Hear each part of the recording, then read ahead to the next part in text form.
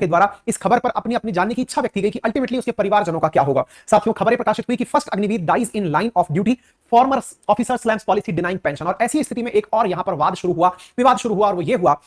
कि अग्निवीर के जाने के बाद में उसके परिवारजनों का क्या होगा, क्योंकि एक बच्चा जब 4 साल तक सेना में रहकर आ गया, उसके बाद उसे दोबारा रोजगार मिलेगा। 10% संभावना है कि भारतीय सेना में उसे रोजगार मिलेगा, अदरवाइज वो रोजगार के लिए कोई प्रयास करेगा। लेकिन अब वो बालक ही नहीं है, तो उसके परिवारजनों के लिए तो जीते जी उन्होंने जिस बच्चे को बड़ा किया, भारतीय सेना को सुपुर्द किया, आज वो भारतीय सेना के लिए शहीद हुआ, भारत के लिए शहीद हुआ। और ऐसी स्थिति में उसके परिवारजनों का जो बुढ़ापे का सहारा बालक था, वो किस प्रकार से भविष्य के लिए उनका ध्यान रख पाएगा। यह बात बहुत सारे लोगों के द्वारा मंचों पर उठाई गई। ऐसी ही बात राहुल गांधी जी के द्वारा भी ट्वीट पर उठाई गई और उन्होंने कहा कि यह समाचार बहुत दुखद है और ऐसी स्थिति में एक युवा देश के लिए शहीद हो जाता है और सेना में ना तो समय पर ग्रेजुटी की बात की गई है, ना सैन्य सुविधाओं की बात की गई है और ना ही शहादत में परिवार के लिए पेंशन की बात की गई है होगा। और निश्चित ही भारत सरकार को इस बारे में विचार करना चाहिए कि अगर कोई व्यक्ति शहीद होता है, अगर कोई बालक देश के लिए अपने प्राण न्यौछावर करता है, तो उनके लिए सरकार के द्वारा कुछ यथार्थ कार्य किए जाने चाहिए। अगर पेंशन एक अच्छा विकल्प है तो निश्चित ही उसे दिया जाना चाहिए। साथियों, इसी प्रकार की मांग महाराष्ट्र के अंदर प्रियंका चतुर्वेदी जी जो शिवसेना की तरफ से प्रवक्ता है, उनके द्वारा भी लिखी गई। यानी इस बात के बारे में जानकारी होना, लोगों के मन में इस बात की क्यूरियोसिटी होना शुरू हुई कि ऐसा भारतीय सेना को क्या मिलता है जो अग्निवीर को नहीं मिल रहा है। साथियों,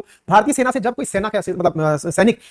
शहीद वीर गति को प्राप्त होता है तो उन्हें एक लमसम अमाउंट दिया जाता है, साथ में इंश्योरेंस कवर दिया जाता है, पेंशन के बेनिफिट दिए जाते हैं, डेथ कम रिटायरमेंट ग्रेजुटी दी जाती है, आर्मी ग्रुप इंश्योरेंस अमाउंट दिया जाता है, लीव एनकैशमेंट अमाउंट दिया जाता है और सर्विस पेंशन दी जाती है। जब भी कोई भारतीय सेना का जो नियमित जवान है, यदि वो वीर गति को सर्विस पर रहते हुए प्राप्त होता है, तो ऐसी स्थिति में भारतीय सेना के जवान को क्या लाभ मिले जो अग्निवीर पद के अग्निवीर बन चुका है, उसके लिए देश के अंदर चर्चा होना शुरू हो गया है। इसको देखते हुए लोगों ने अपने अपने लेवल पर यह जानकारी जुटाने का प्रयास किया कि भारतीय सेना अल्टीमेटली इसके परिवारजनों को क्या दे रही है। तो ऐसी स्थिति में अमित मालवीय जी के द्वारा, जो कि भारत में बीजेपी के आईटी सेल के हेड हैं, उनके द्वारा इस बारे में जानकारी दी गई और उन्होंने कहा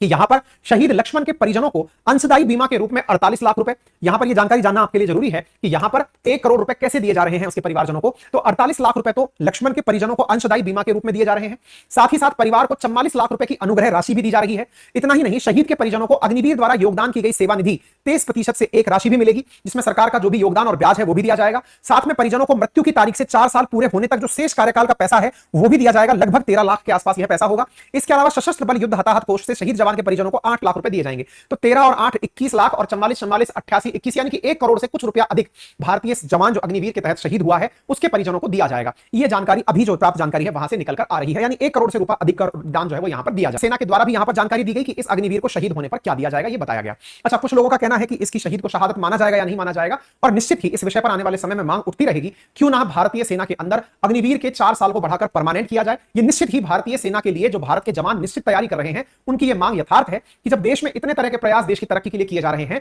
तो सुरक्षा के नाम पर अग्निवीर जैसी योजना को परमानेंट क्यों ना कर दिया जाए, यानी 4 साल की जगह उन्हें पूरे सैनिक का सम्मान क्यों ना दिया जाए। नंबर 1। नंबर दूसरा, अगर अग्निवीर योजना सरकार की मजबूरी है तो ऐसी स्थिति में अग्निवीरों को आफ्टर रिटायरमेंट कोई ऐसी योजना में लाभ दिया जाए या फिर शहीद हुए अग्निवीरों को वो सम्मान दिया जाए जो एक रेगुलर सैनिक को मिलता है। अच्छा, सरकार की ऐसी मजबूरी क्या थी, तो उसके बारे में केवल एक जानकारी मैं आपके साथ साझा करना चाहूंगा जो इंटरनेट पर उपलब्ध है, और वो जानकारी यह है कि 2015-16 में भारत सरकार द्वारा केवल पेंशन में 54,600 करोड़ रुपए दिए गए थे। केवल पेंशन में जो भारतीय सेना के जवान हैं उनके रिटायर होने के बाद जो पेंशन दी जाती है उसमें 54,600 करोड़ रुपीस दिए गए थे। और कहा जा रहा है कि जो भारतीय सेना का बजट है उसका 36% केवल पेंशन में जा रहा है। इससे बचने के लिए, ताकि भविष्य में इस फंड का सदुपयोग करके पेंशन में जो पैसा जा रहा है उसके स्थान पर लमसम भारतीय सेना के विकास पर पैसा खर्च करने का काम किया जाए, इसलिए अग्निवीर योजना या अग्निपथ योजना लाई गई थी, जिससे अग्निवीर बन रहे थे। इसके प्लस माइनस निश्चित ही है साथियों, इस पर हमने बहुत ज्यादा डिटेल में पहले भी चर्चाएं की हैं, अग्निपथ के क्या फायदे हैं, क्या नुकसान है। लेकिन इसके साथ साथ जब भी ऐसी घटनाएं समाज के सामने आएंगी, निश्चित ही मन में यह भाव आएगा कि जान क्या इतनी सस्ती हो गई है कि लोग मात्र उसे 1 करोड़ रुपए